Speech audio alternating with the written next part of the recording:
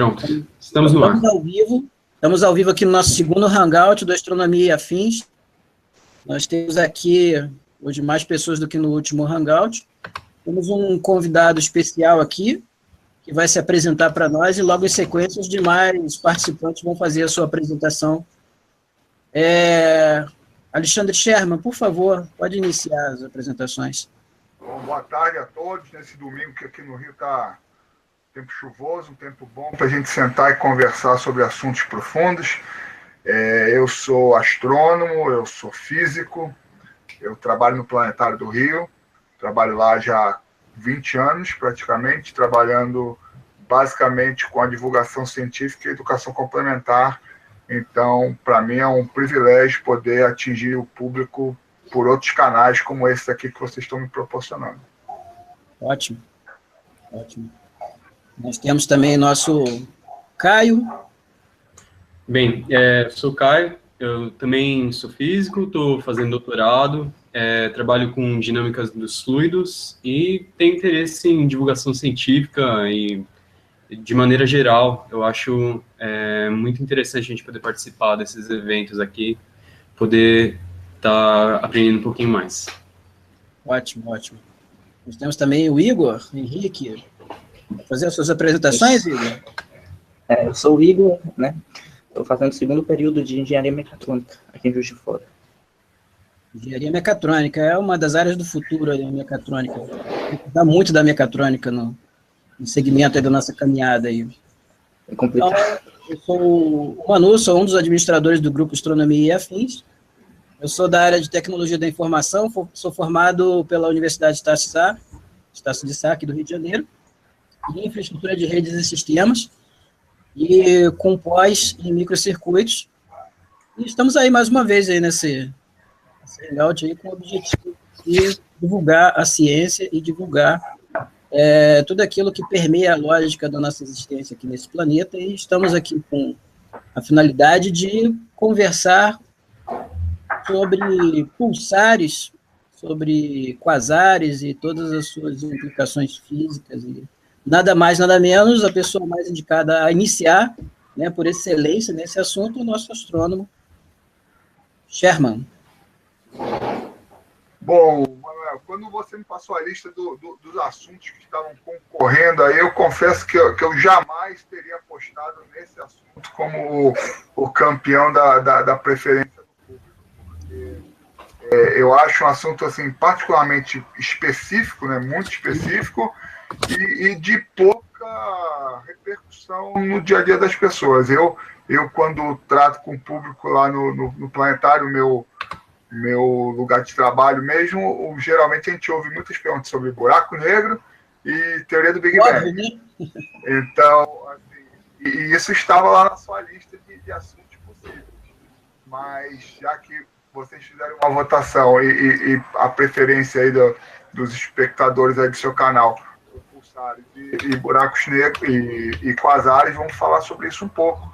Eu não sei o quanto a gente começa se alongando assim, então eu vou dar assim, uma introdução muito rápida e depois a gente continua falando mais profundamente, se for o caso, né? Certo. Apesar do nome... Posso fazer uma parte pequenininha, Sherman? Claro, o canal é seu, você pode fazer uma parte...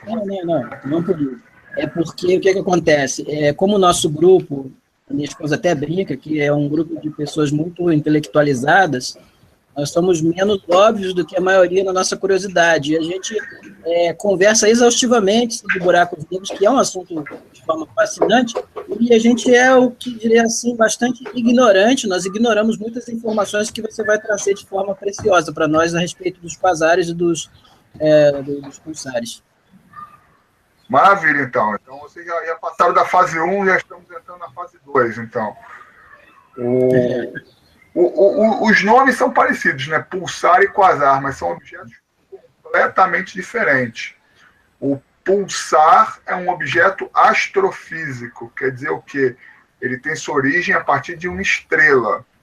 O quasar é um objeto cosmológico, ele funciona numa escala completamente diferente de um objeto estelar, de um objeto astrofísico. Então, começando pelo mais mais simples, talvez, o menor, já que vocês falaram que vocês conversam bastante sobre buraco negro, o pulsar ele pode ser descrito como um buraco negro que não deu certo, por exemplo.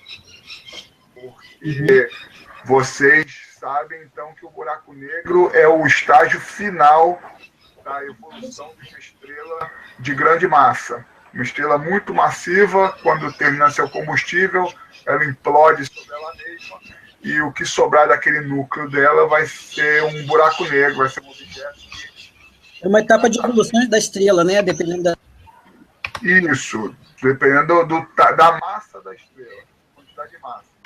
Então você tem, basicamente, as estrelas você pode dividir em duas famílias, pouca massa e grande massa. Pouca massa, como o Sol, por exemplo, a evolução final, o fim da vida da estrela vai ser uma anã marrom, uma anã negra e uma nebulosa planetária. Isso é uma estrela de pouca massa como o Sol. Uma estrela de muita massa, ela vai basicamente servir, né, se for muita massa ou muita massa. Então, quando é muita massa, é o buraco negro, esse que todo mundo já está cansado de ouvir falar.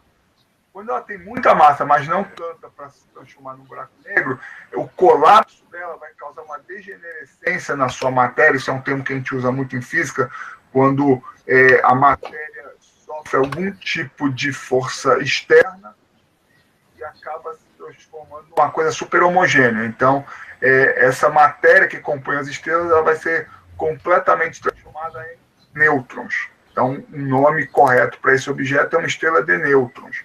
A gravidade comprimindo esse material que forma a estrela, que originalmente é um material iônico, né? São partículas carregadas. Esse material acaba se transformando em nêutrons, e aí você tem uma estrela de nêutrons. Isso é o termo mais abrangente para esse tipo de objeto. Muito provavelmente, essas estrelas têm campos magnéticos.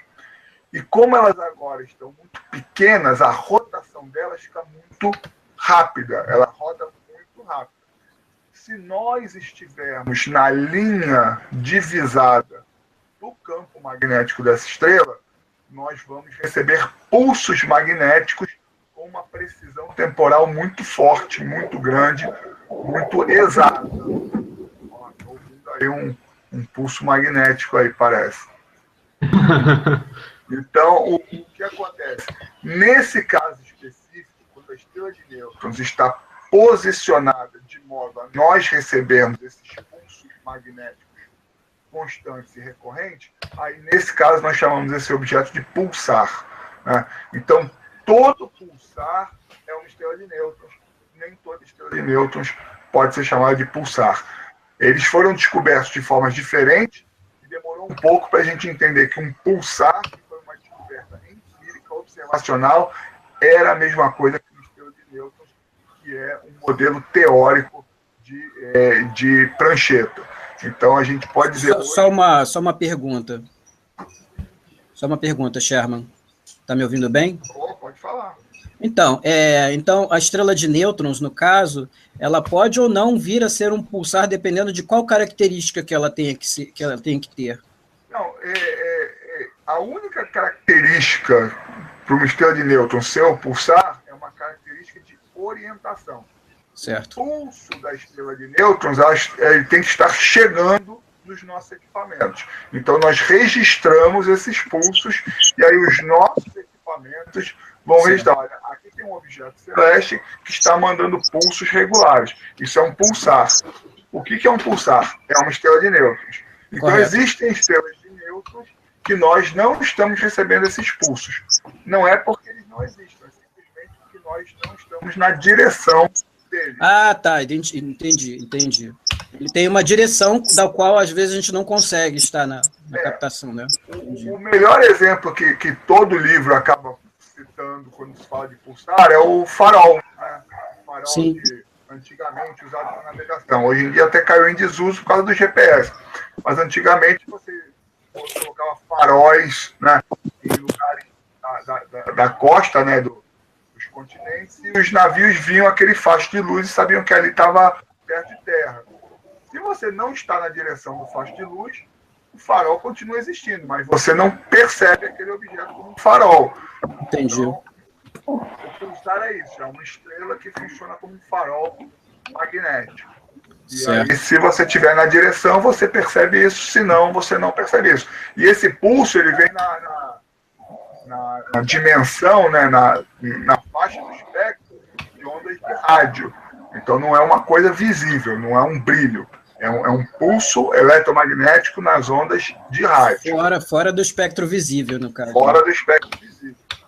Exato.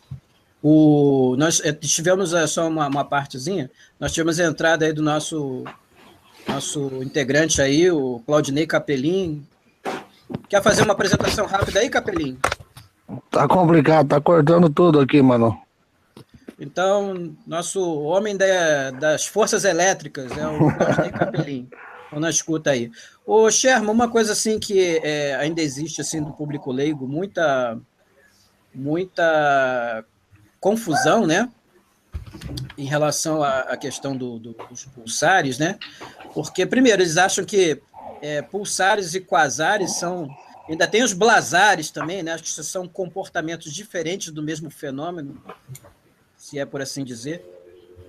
Não, na verdade, eu só estou falando de pulsar, por enquanto. Sim, né? Não vamos abranger tanto, não. Não, eu nem falei de quasares, que foi... é um outro assunto que eu já vou explicar o que é, mas a gente ainda não falou sobre isso. E eu volto a insistir. O pulsar e o quasar, os nomes são parecidos, rima, parece uma coisa, mas não tem nada a ver uma coisa com outra. Né? Certo. O que eu tenho uma pergunta, por assim dizer também, é que acho que é um dado assim, interessante para quem está acompanhando, é que nós temos, assim, não sei se você deve ter esse dado, qual é o pulsar mais próximo que nós temos aqui no nosso sistema solar, e se nós temos alguma estrela próxima também em condições de evoluir para essa situação de pulsar. Quando você vai me pedir esse tipo de dado, certamente eu não vou saber essas coisas de cabeça, não. Não precisa ser um exato. Mas assim, isso você, uma pesquisa rapidinha, a gente resolve isso tranquilamente. Mas, assim, toda estrela, toda supergigante vermelha tem condições de virar um pulsar. Então, assim, as estrelas, para quem conhece o céu, conhece a astronomia, as mais manjadas, Betelgeuse, na constelação do Órion, Antares, na constelação do Escorpião, isso são estrelas supergigantes vermelhas, são estrelas extremamente massivas que já estão na fase final da evolução delas, do ponto de vista astrofísico, então vai acabar o combustível delas e elas vão sofrer uma morte violenta, que vai passar pelo processo de supernova, que vai expulsar as camadas externas dessa estrela, e o núcleo da estrela vai ser implodido pela força gravitacional e tem condições de virar um pulsar, desde que o pulso eletromagnético que ele emita venha na direção da Terra. Correto. Uma curiosidade histórica, que os pulsares eles foram descobertos, como todo bom objeto astrofísico novo, né, foram descobertos por acaso, e a regularidade desses pulsos levou, né, os primeiros observadores, no caso foi uma astrofísica chamada Jocelyn Bell, a presumir que aquilo era um sinal de vida extraterrestre inteligente. O negócio era tão perfeito, tão regular, que o primeiro pressuposto, isso na década de 1960, era assim, só uma civilização inteligente poderia estar emitindo esse sinal. Nada na natureza é tão regular, tão perfeito, tão simétrico. Ela registrou esses objetos com a sigla LGM, o Little Green Man, Homenzinhos Verdes em inglês, porque ela achou que poderia ser um sinal de uma civilização. E depois a gente percebeu que havia explicações naturais para aquele fenômeno. Correto. E aí a gente entendeu o que era um pulsar de fato. Seria muito interessante se fosse, né? Mas não foi dessa vez, né? Não foi dessa vez. E muito provavelmente ainda não será tão cedo. Né? Eu sou muito cético quanto a isso. Eu sou bastante cético, mas eu não estou com as minhas escutas, as minhas percepções fechadas pelo seguinte. A questão toda é a parte física, né, das coisas, Alexandre, ou Sherman. Porque nós estamos muito longe da coisa, então fica muito... Pelas leis físicas que nós conhecemos, que estão aí agindo, cada vez que a gente deixa uma caneca de café, né, a gente sabe que essa locomoção, esse translado nas distâncias astronômicas impossibilita a gente de estar recebendo sinais. E se receber sinais é de muito longe, e se veio de muito longe, é capaz que essa civilização não exista mais, né? Então, se a gente for falar um pouco sobre isso, que nem sei se é o caso aqui no momento, mas assim, existem vários impeditivos técnicos e teóricos para esse tipo de contato. É claro que tudo isso é feito baseado no que nós conhecemos de ciência. Então, no momento que você pressupõe a existência de uma civilização cientificamente mais desenvolvida com a nossa, aí é aquela velha máxima da ciência, né? Uma tecnologia tão avançada vai ser confundida até com magia de pessoas menos avançadas. Então, Arthur C. Clarke. Exatamente. Qualquer tecnologia avançada o suficiente é distinguível da magia. Perfeito. E existem vários exemplos disso que, se você levar, assim, coisas que acontecem hoje banais para a gente, se você pensar isso acontecendo no século XVI, no século XVII, provavelmente a pessoa ia ser queimada na fogueira. Né? Então, assim, a gente está fazendo esse tipo de elucubração, esse tipo de divagação, baseado no que nós conhecemos hoje da ciência. Exato. Não existe como você mandar um sinal para uma outra estrela, um outro sistema planetário, uma outra galáxia, um sinal que seja coerente. O sinal ele vai perder potência no meio do caminho e a pessoa vai receber lá um chiado, que vai ser talvez uma coisa regular, tal, mas não vai ter uma mensagem, não vai ter um conteúdo que seja aproveitado. Né? O que é muito bom, porque vocês gostam de ciência o suficiente. Eu tenho certeza que todo mundo aqui viu um filme chamado Contato, e sabe qual é a primeira transmissão que foi feita globalmente, que é uma transmissão que está se espalhando pelo cosmos a partir da Terra, no discurso inaugural das Olimpíadas de Berlim de 1936, feito pelo Hitler. Pois é.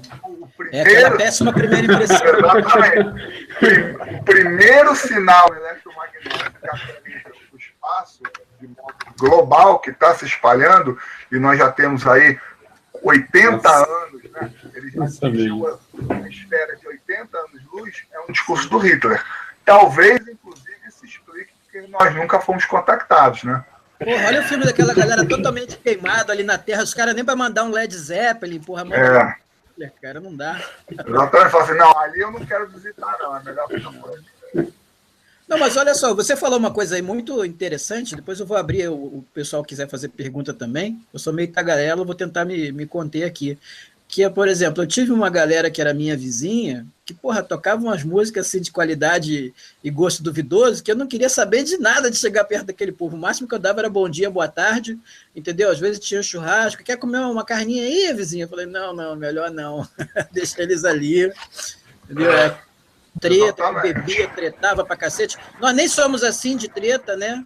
Então... Não, e também, assim, explica porque no imaginário, né, inconsciente coletivo, toda a civilização alienígena que vem para cá vem para conquistar, vem para guerra, né? É esse tipo de mensagem. É muito diferente do que nós vivemos, né, Sherman? Não, exatamente. Esse é o tipo de mensagem que nós passamos através da história. Quando duas civilizações se encontram, geralmente a mais tecnológica, a mais avançada, e aqui eu ponho aspas em cima de aspas, quer dizimar a considerada mais primitiva, né? Então, isso é muito triste para nós enquanto sociedade. Alguém mais aí quer fazer alguma pergunta para o Sherman? Caio? Igor, tem alguma pergunta? Eu tenho algumas perguntas aqui. Eu fiz uma listinha aqui com algumas coisas que eu poderia perguntar. A primeira coisa, Sherman, eu queria saber por que uma estrela de nêutrons, ela tem um campo magnético. Isso se deveria aos spins das estrelas, né, dos nêutrons que... Se eu não me engano, as apresentações você é o físico, não é? É físico, eu sou físico. Tá, então assim, não sei se todo mundo sabe isso, mas você com certeza sabe. O nêutron, apesar de ser neutro, e o nome já está dizendo isso, ele é composto, ele possui cargas elétricas na sua composição, porque ele é feito de partículas menores ainda, que são os quarks. Então, do mesmo jeito que você tem átomos neutros que conseguem se juntar através do campo eletromagnético, né, ligações covalentes, ligações iônicas, essas coisas que a gente aprende na química do colégio. Então, assim, existe aquela carguinha residual que é traço, é desconsiderada do ponto de vista de um nêutron, de uma família de nêutrons, mas a hora que você tem uma estrela de nêutrons, um objeto do tamanho da cidade do Rio de Janeiro, feita completamente de nêutrons, você produz um campo eletromagnético sem problema nenhum. Na verdade, é um campo eletromagnético que a estrela já possuía, né? Esse campo magnético fica congelado, apesar dessa nova configuração estelar, e o campo magnético permanece. Ah, interessante, interessante. Eu tinha lido um artigo outro dia sobre isso, né? Sobre cargas elétricas e nêutrons. Imaginei que fosse isso, mas fiquei esperando os especialistas falarem. Geralmente esse assunto surge quando a gente conversa, por exemplo, quando a gente vai falar de surgimento, né, do universo, sempre surge aquela questão da matéria e da antimatéria. Uhum. Aí a pessoa entende muito fácil, só assim, para quem não conhece isso, a antimatéria nada mais é do que a matéria com a carga elétrica oposta, né? Então o elétron é negativo por definição. Se você achar um elétron positivo, você vai reconhecer aquilo como sendo um antielétron, ou seja, um elétron antimatéria. Positron. Aí, exatamente, é o único que tem nome próprio, né? O antielétron tem um nome próprio que é o pósitron. Aí você tem o próton e o antipróton. E você tem o nêutron e o antinêutron. Aí geralmente as pessoas perguntam, mas se o nêutron tem carga elétrica zero, como é que é a carga elétrica oposta do zero? O antinêutron também tem carga elétrica zero, mas os quarks que fazem o nêutron têm as cargas elétricas trocadas, são antiquarks que formam o antinêutron. Então você tem toda uma coisa mais assim profunda, literalmente profunda, porque você tem lá dentro do nêutron para saber o que está acontecendo. É muito pequena, mas não chega a ser desprezível, né, Sherman? Não, do ponto de vista, do ponto de vista de um nêutron, do ponto de vista de 20 nêutrons, que compõem, por exemplo, um núcleo atômico, é completamente desprezível. Mas você agora está falando de uma estrela de nêutrons, né? Exato. Então, aí o somatório daquilo dá para manter esse campo eletromagnético que já vinha originado da estrela. Certo. Então, basicamente, só para eu entender, então as cargas, basicamente, elas eu não sei, a estrela está girando, né? Como você mesmo falou, né? Isso. Ela está girando, ela gira em torno, né, de um eixo. Exatamente. E aí é isso que vai gerar, em parte, o campo magnético e a emissão também, né, da frequência da onda. Porque, pelo que eu vi, eu não sou especialista nisso, Charman, mas pelo que eu vi, basicamente, essa estrela, o pulsar, ela vai estar emitindo numa direção próxima do eixo dela, né? E aí ela vai ficar girando, e é isso que vai gerar uma frequência na detecção do nosso sinal. Não, é exatamente isso. A estrela, qualquer estrela, como a Terra, como por exemplo, o planeta Terra, o Sol tem isso. Você tem que lembrar que são dois eixos diferentes. Exato. Você tem o eixo físico de rotação, um eixo dinâmico, e você tem um eixo magnético. O polo norte da Terra geográfico não coincide com o polo norte da Terra magnético. Isso funciona numa estrela também, né? Então, quando você tem a estrela de nêutron girando ao redor do seu eixo dinâmico, do seu eixo físico, não necessariamente o eixo magnético coincide. Então, você tem um giro, né, ao redor desse eixo, e aí você tem outra direção que é o eixo magnético. Então, aí, esse eixo vai fazer essa varredura no espaço. E se você estiver na direção desse eixo, aí você eventualmente vai receber esses pulsos magnéticos, porque você está naquela direção do campo magnético sendo emitido por aquele objeto astrofísico. Entendi. Eu tenho mais algumas perguntas, eu não sei, eu posso fazer aqui? Não sou eu que decido isso, alguém está no comando aí, não sou eu. Mas assim, só para deixar claro, assim, nada foi falado sobre quasares. Sim, claro. A gente dá uma pausa aqui nos pulsares, eu falo um pouco sobre o que são os quasares, e aí a gente faz depois um bate-bola aí. Não sei, fica a critério de vocês. Eu só tenho mais uma pergunta. Claro. Então, é o seguinte, eu queria saber se... Então, basicamente, o que mantém a estrela de nêutrons, o que previne ela de colapsar, é basicamente o princípio de exclusão de Pauli, né?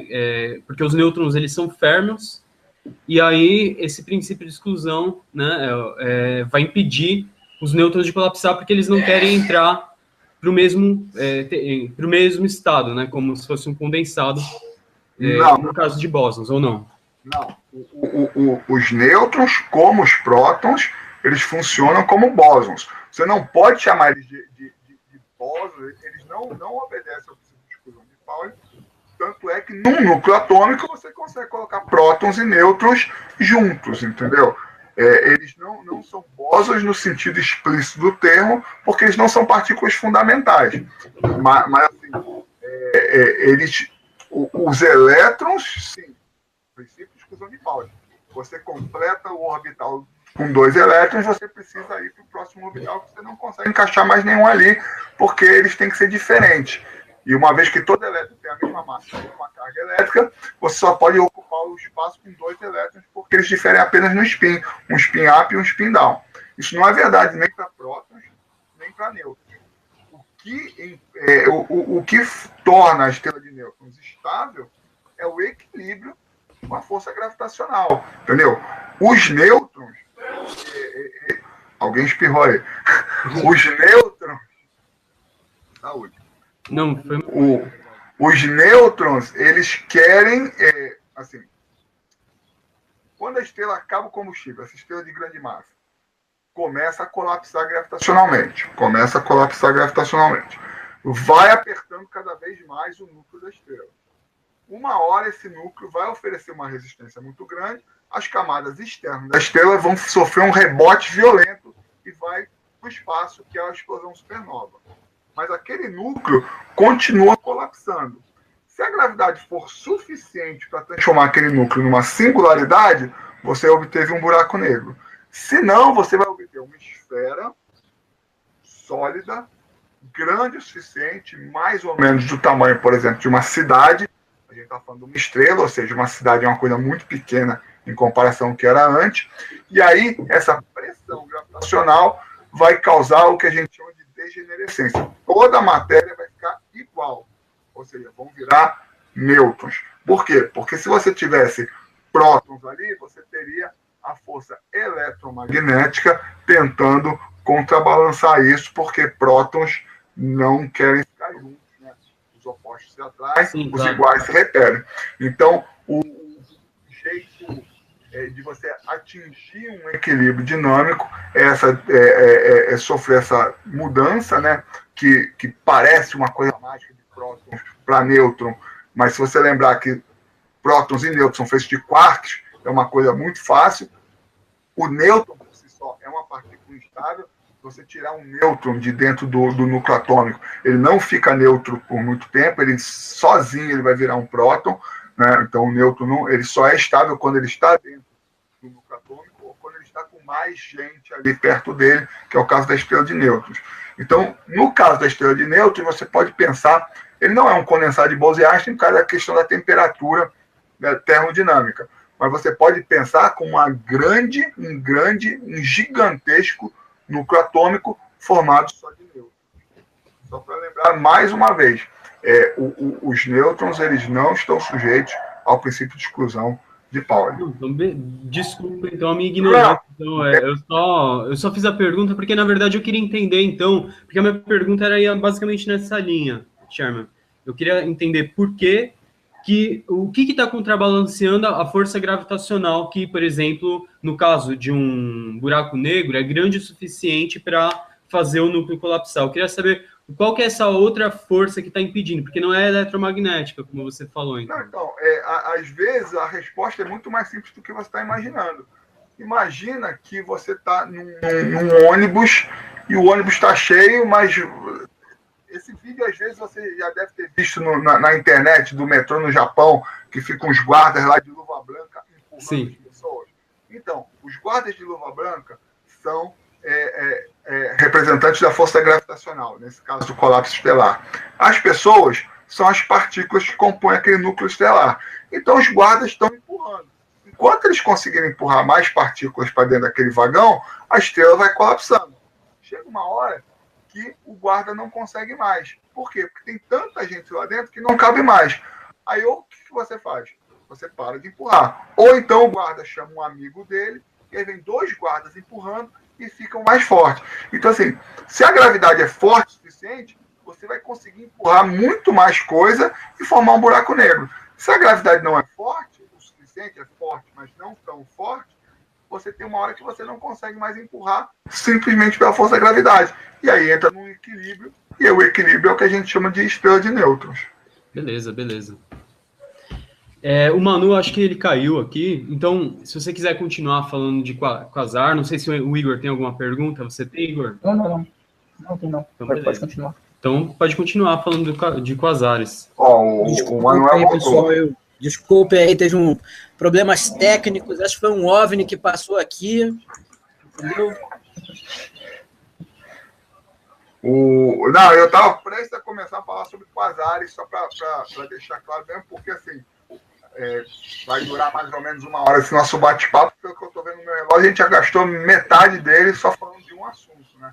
Então, não tem problema, a gente pode ir até as 23h30. Não pode não, que eu tenho hora de buscar minha filha. Minha filha está lá embaixo brincando. Eu combinei com ela. Eu botei ela para fora de casa para não atrapalhar, mas eu combinei que 5 e pouco eu estou indo lá buscar. Então, o que é o quasar, né? O quasar, o nome já diz muito, né? Quasar é um acrônimo, né? É uma conjunção de 2 palavras, quer dizer, quase estelar.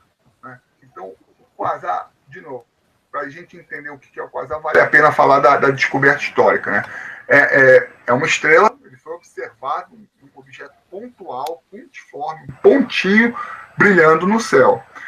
E aí você dizer, olha, é uma estrela, um pontinho no céu que brilha, tem luz própria, produz energia, é uma estrela. Ok. A hora que foi se medir essa distância dessa estrela, percebeu-se que estava completamente fora de qualquer parâmetro conhecido. Estava fora da nossa galáxia e estava muito provavelmente mais distante que as galáxias conhecidas.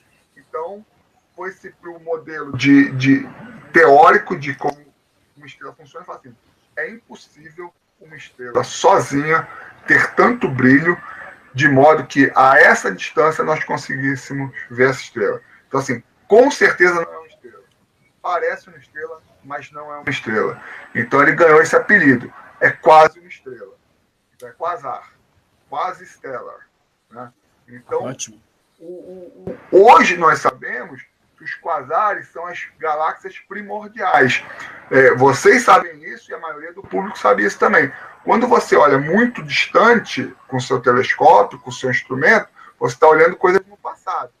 Porque a radiação eletromagnética demora um tempo para chegar até a gente. Exato. Então, quando você olha um objeto desse que está a 10, 12 bilhões de anos-luz, você está vendo um objeto como ele era há 10, 12 bilhões de anos no passado. Então, 10, 12 bilhões de anos no passado, o universo é jovem. O universo tem cerca de 14 bilhões de anos desde que ele começou sua expansão a partir do Big Bang. Então, você está vendo os primeiros objetos sendo formados no universo. Então, hoje, no nosso modelo, a gente entende o quasar como uma galáxia em formação, uma galáxia nascendo. as estrelas se juntando e formando aquele objeto, e aí são bilhões de estrelas novamente, só que elas estão tão longe que quando você olha, você vê um pontinho só. Né? Então, elas estão longe e estão assim, no ponto de aglomeração, elas estão, digamos assim, mais próximas, por isso que emitem tanta luz. não, na verdade, a gente não tem esse discernimento, a gente não tem detalhes cinemáticos nem dinâmicos do que como funciona o quasar em si. A gente sabe que aquilo não é uma estrela, parece uma estrela, não é uma estrela. Aquilo é um conjunto de bilhões de estrelas que estão se organizando para formar as primeiras galáxias, né, as galáxias primordiais do nosso universo. Agora, se elas estão mais próximas entre si do que as estrelas da nossa galáxia, isso a gente não tem como afirmar, porque a gente não tem resolução para fazer essa medição. Isso é um dado completamente novo para mim, essa questão de quasares, que era uma organização, uma proto-galáxia, né? Eu diria, eu não usaria esse termo, porque assim, eu falo galáxia primordial, porque a proto-galáxia dá a entender que a galáxia não está pronta. Aí, sim, você pode usar o termo blazar, que você citou agora há pouco. O blazar é um tipo especial de quasar, porque é mais energético. Então, a gente chama assim, um núcleo ativo da galáxia. Aí, sim, é uma galáxia que ainda não encontrou seu equilíbrio, está emitindo muita energia, muito provavelmente através de um buraco negro supermassivo que tem lá no seu centro. Mas, no fundo, é a mesma coisa, a família, né? O quasar e o blazar são objetos da mesma família. Um é maior, um é mais energético que o outro, mas a dinâmica é a mesma. Diferente do pulsar, que não tem nada a ver com essa história agora que eu contei. Você só vai encontrar esses objetos a distâncias que, dentro dessa que você estipulou aí, a 10, sim, 12... Sim. Por definição, uma vez que você entende o que é esse objeto, você entende que você nunca vai observar um quasar perto da nossa galáxia. A 5 ou 3 bilhões você não vai ver. Não, porque a essa distância você está vendo objetos mais recentes. Então o universo já era mais velho quando esses objetos se formaram.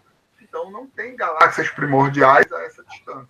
Então quasar são objetos de espaço profundo. Muito profundo, são objetos primordiais do universo em formação. Entendi, correto. É porque, como a gente tem uma mania de associar nomes parecidos com coisas parecidas, né? Fica mas em astronomia não necessariamente essa lógica deve ser levada em consideração. Não, especialmente uma vez que você entende a taxonomia, a origem do nome, né? Aí você vê assim, poxa, a sonoridade é muito parecida, mas não tem nada a ver uma coisa com a outra. Correto. Eu queria fazer uma pergunta a respeito dos quasares. Eu estava vendo aqui uns dados e, assim, parece que são objetos assim, extremamente luminosos, né? Eu vi até uma comparação, eu não sei onde é que eu li agora, exatamente, mas dizendo que, assim, um quasar, se tivesse uma distância de 33 anos-luz da Terra, teria uma luminosidade equivalente ao Sol, praticamente. Eu nunca fiz esse cálculo, mas é um dado que assim, parece verdadeiro. De novo, por que isso? Porque o quasar, apesar de ser um objeto que se parece com estrela no ponto de vista da medição, quando você tira uma foto, você faz uma medição com o seu radiotelescópio, você vai ver um pontinho lá no seu campo de visão, ou seja, ele registra no seu instrumento como se fosse uma estrela, ele é brilhante o suficiente para sobreviver essa viagem. Então ele é muito brilhante. E hoje nós entendemos que ele não é uma estrela, eles são bilhões de estrelas formando uma galáxia primordial. Então, realmente, se você trouxer isso para a nossa vizinhança, não vai ter mais para ninguém, entendeu? Ele realmente vai ofuscar todo mundo. E ele, por exemplo, esses quasares, a gente não tem ainda como ter noção do tamanho deles, né? Não. De novo, visualmente falando, eles sempre aparecem de forma pontual. Ele é um ponto. Certo. Então, a gente ainda não tem a resolução. O que a gente pode fazer pela quantidade de brilho obtido e pela distância. De novo, a distância é uma medição indireta. Certo. Quando você está tratando dessas distâncias cosmológicas, você não tem uma régua muito confiável. Você está fazendo uma inferência. Baseado em várias coisas que a gente sabe que funcionam aqui perto, a gente faz uma inferência e diz, esse quasar está a 12 bilhões de anos-luz de distância. A distância não foi medida, ela foi calculada. Se tiver algum problema no seu modelo ou alguma coisa que você não levou em conta, essa distância pode estar equivocada. Então, quando você tem essa distância e esse brilho medido, você vê a quantidade de estrelas médias que aquele objeto compõe, né? Que compõe aquele objeto. Aí você fala, sei lá, o brilho de 100 bilhões de sóis. Aí esse é um quasar típico, por exemplo. Entendi. Você escreveu recentemente uma matéria no jornal que acho que não chega a fugir totalmente do assunto aqui, a respeito da questão do impacto, né, para a astronomia das ondas gravitacionais e a possibilidade de nós colhermos novas assinaturas de astros que antes eram observados apenas com espectro eletromagnético. Esses quasares, eles devem gerar ondas eletromagnéticas que nos dariam dados, não digo mais precisos, mas diferentes daquele que nós colhemos com espectro eletromagnético? Ondas gravitacionais, você quer dizer, né? Bom, só fazer uma pequena correção, uma injustiça aí. Quem escreveu a matéria foi o jornalista do Globo, o César Baima, que é um excelente jornalista científico. Só uma partezinha. O Baima, ele é astrônomo amador, não é? Não, olha, eu não sei o que ele é, porque eu sei que ele é jornalista, mas assim, ele entende muito de astronomia. Cara, eu trabalhei com o Baima. Com o Baima. O Baima foi meu gerente na DataPrev. Muito bacana. Hoje em dia eu conheço até através do Facebook. Acho que eu nunca estive presencialmente com ele. Uhum. Mas ele é um jornalista muito sério da parte de ciência. Eu tenho assim, um privilégio muito grande quando ele está tratando de um assunto desse, porque eu sei que vai sair uma matéria boa.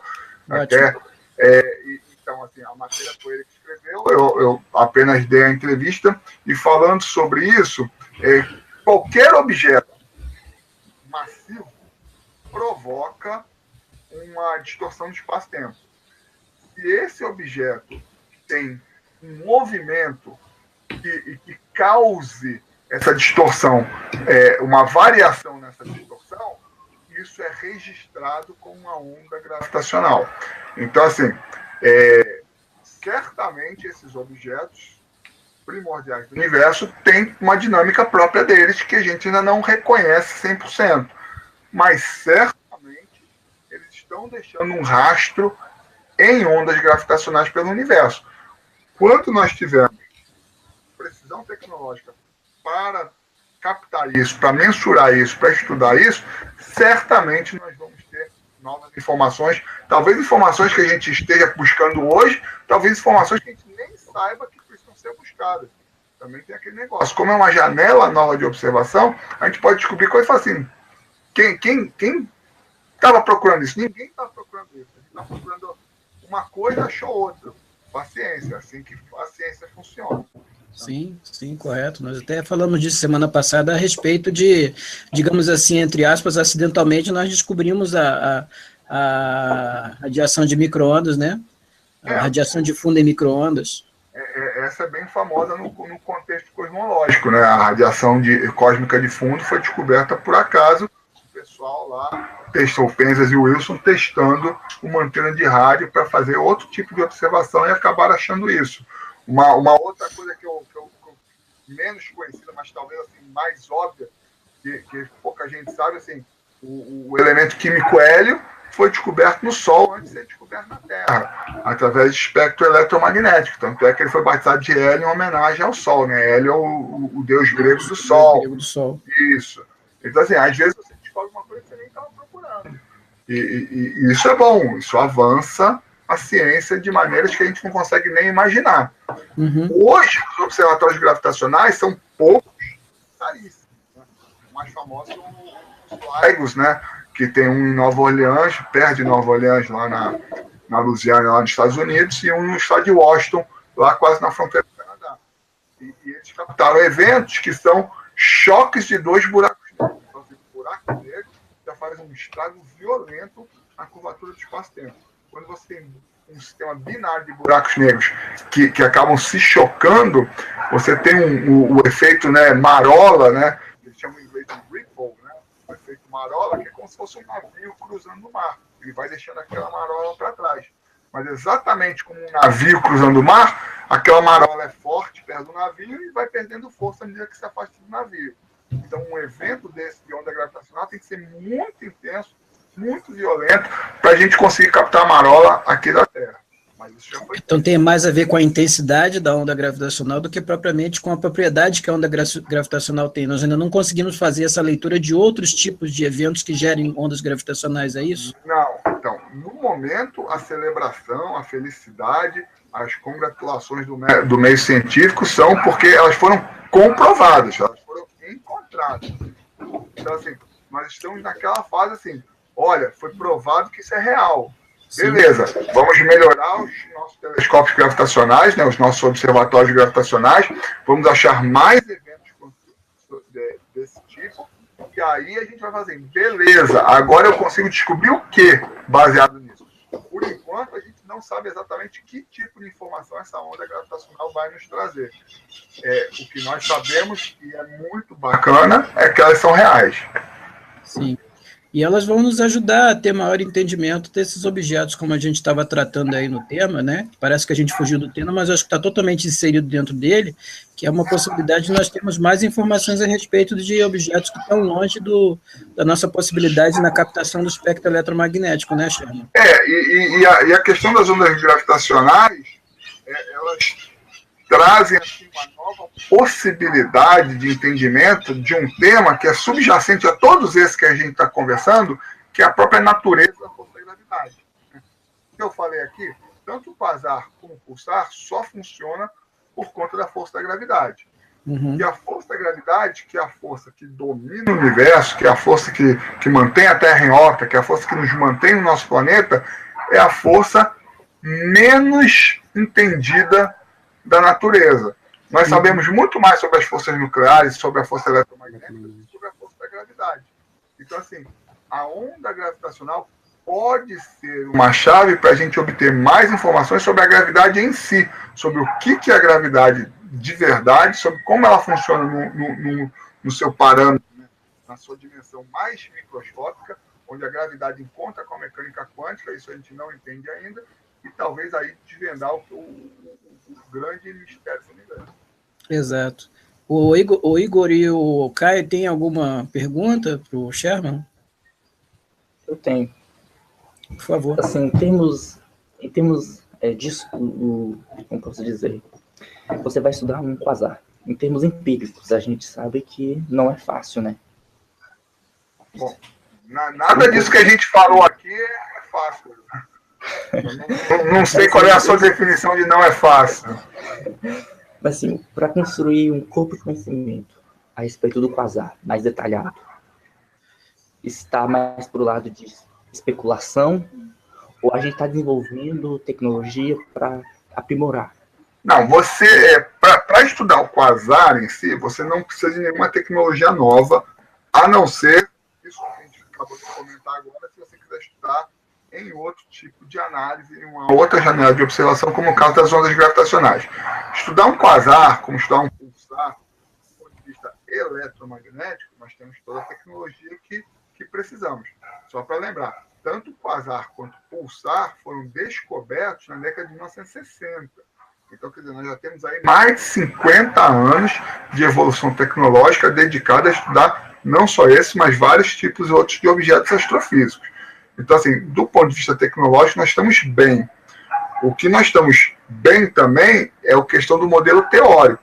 Então, a gente obtém dados, os primeiros dados foram acidentais, construiu-se um modelo teórico, pega-se mais dados, ajusta o modelo teórico e assim funciona. Hoje nós temos assim, um modelo teórico muito bem afinado com a realidade. Então, nós entendemos bem o que é um quasar e sabemos exatamente o que esperar dessas observações.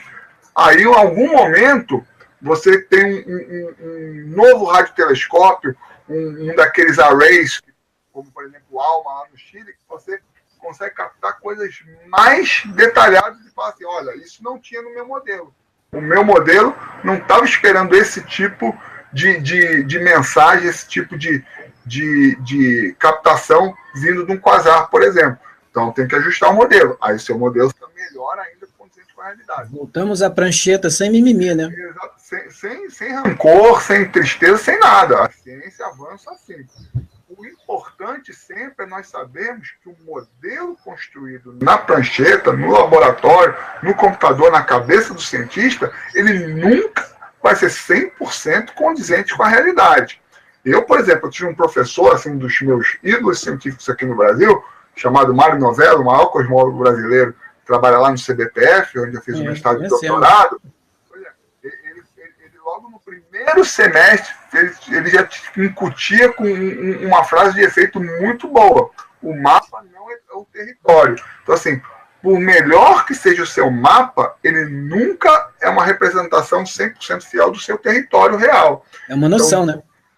Exatamente. E quanto mais detalhado, mais informação ele tem. Mas ele nunca é o território. Então, nós estamos construindo mapas que, assim, num linguajar mais preciso, é o modelo teórico. Então, você tem um modelo do que é um buraco negro, o modelo do que é um pulsar, o modelo do que é um quasar, o modelo do que é o núcleo da Terra, o modelo do que é o núcleo do Sol. Você tem vários modelos. O modelo de como funciona o cérebro humano são modelos científicos construídos a partir de dados obtidos experimentalmente.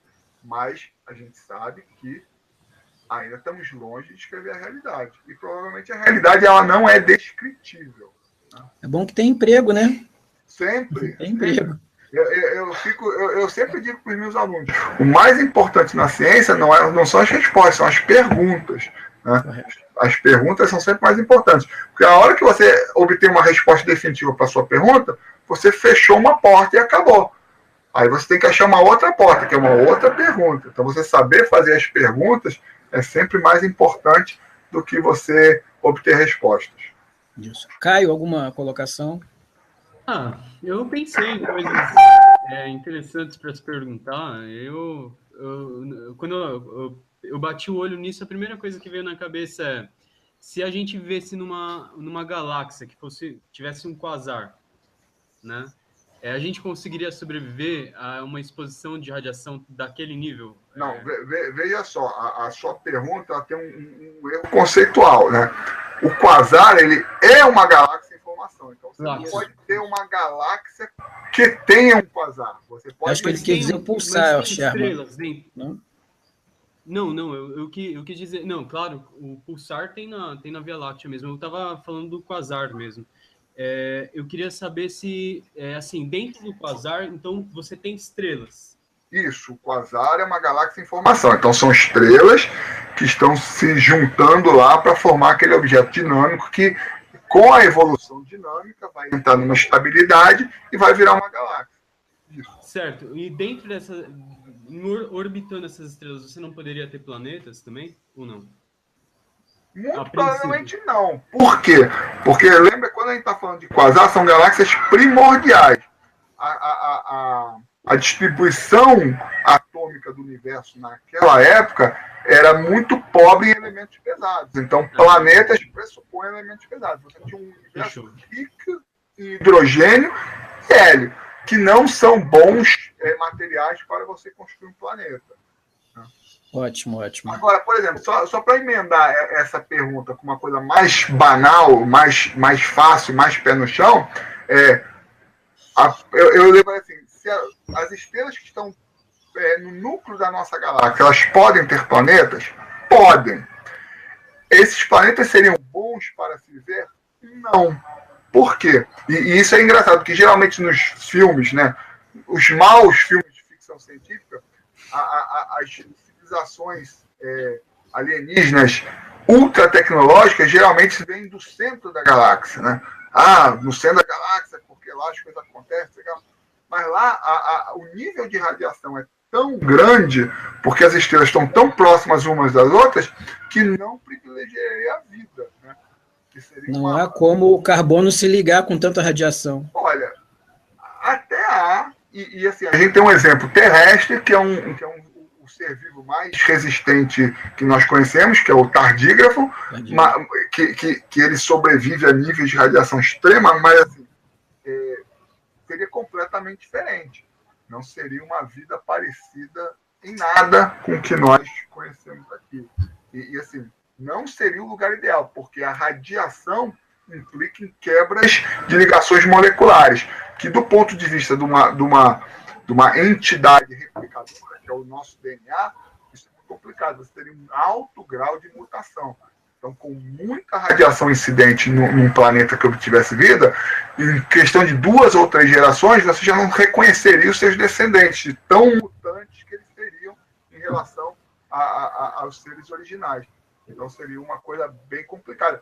Talvez fosse bom, porque aí não ia ter preconceito de nada, porque se cada bebê que nasce diferente do outro, todo mundo é normal. Né? Quando ninguém é normal, todo mundo é normal. Mas, enfim... Seria uma evolução completamente diferente daquilo que nós conhecemos. Exatamente. E aí já é uma especulação sociológica. O que isso causaria na sua identidade, né, como espécie. E aí eu não sou nem perto não estou nem perto de poder falar sobre esse assunto do ponto de vista científico. Bom, então nós estamos chegando aqui no fim do nosso Hangout. O Sherman, você quer fazer alguma colocação? Não, na verdade, eu só queria agradecer a oportunidade, mais uma vez, né? Eu digo, eu trabalho no planetário, eu sou astrônomo, eu trabalho no planetário do Rio, sou funcionário da prefeitura, e parte do meu trabalho, parte fundamental do meu trabalho é justamente isso, fazer a divulgação científica, transmitir esse tipo de conhecimento para a população. Quanto mais pessoas eu consigo fazer isso, mais satisfeito eu fico em estar cumprindo a minha missão. Então, hoje vocês me deram um canal que eu não conhecia, que eu não tinha acesso, então eu estou bastante feliz de poder ter atingido um público que normalmente eu não atingiria. Só queria agradecer, então, essa oportunidade. Nós aqui agradecemos a sua disponibilidade, sabendo que você é uma pessoa muito ocupada, com uma rotina de trabalho muito esmagadora, de muitas funções, e dispõe do seu tempo de lazer com a família para poder estar participando aqui com a gente desse Hangout. Eu, pelo menos, me sinto muito grato da sua participação, Sherman. Maravilha. Caio? Eu gostaria de agradecer também a presença do Sherman aí para responder as nossas perguntas. Foi muito esclarecedor. Muito obrigado aí pela sua... por poder se disponibilizar aí para o seu conhecimento para todo mundo. Muito obrigado. E o Igor, alguma consideração final? Eu me sinto honrado na presença do Sherman, porque, assim, esse é um tema que eu sou... Sherman? Esse é bom, hein? Sherman, presidente. Esse é o tema, assim, que eu sou praticamente totalmente leigo, então eu fiquei só ouvindo, só para pegar conhecimento mesmo. Mas a sua colocação foi muito boa aí também, foi bacana. Ô, Sherman, eu vou voltar a entrar em contato com você em outro dia, obviamente, que agora você tem que descansar e fazer lá suas funções, porque eu estou armando aí uma galera aí do Grupo do Rio para ir lá no planetário e eu volto a entrar em contato contigo e mais uma vez agradeço aí a sua generosidade em acolher aí o nosso convite. Beleza, e eu sei que tem alguém aí que é de Juiz de Fora, não é isso? É o Igor. Então, muito provavelmente eu devo estar em Juiz de Fora, estou tentando organizar alguma coisa com o pessoal do planetário lá, daqui a umas 2 ou 3 semanas, se der certo eu aviso o Manu aí, ele passa para quem de direito. Faremos a divulgação, Nunca fui. Beleza. Nunca fui no planetário aqui. Pois é, o planetário, que pelo que eu sei, ainda não inaugurou, entendeu?